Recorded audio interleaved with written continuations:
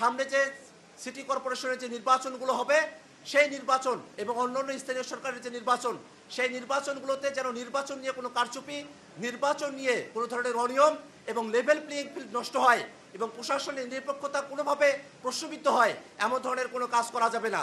আমরা প্রশাসনের নিরপেক্ষতা চাই, আমরা যেন একটা ফ্রি ফেয়ার এবং জনগণের অংশগ্রহণমূলক নির্বাচন হয়, সেরকম একটা নির্বাচনের আমরা দাবি জানাই।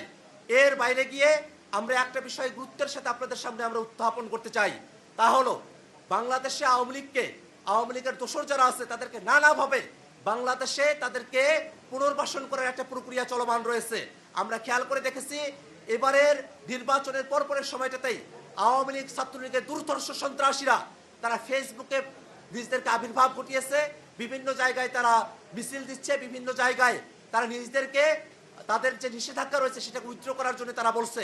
আমরা স্পষ্ট করে বলে দিতে চাই, কোনোভাবেই এবারের স্থানীয় সরকার নির্বাচনে আওয়ামী লীগ বা তাদের কোনো দোসর তারা নির্বাচনে অংশগ্রহণ করতে পারবে না এবং এই ব্যাপারে এটা কোনো দাবি নয়, এটাই সিদ্ধান্ত। সেই সিদ্ধান্ত এই বিএনপি সরকারকে অক্ষরে অক্ষরে পালন করতে হবে। বাংলাদেশে জুলাই পরবর্তী সময়ে আমরা যে নতুন বাংলাদেশের দিশার কথা বলেছিলাম সেই দিকে আমাদেরকে এগিয়ে যেতে হবে।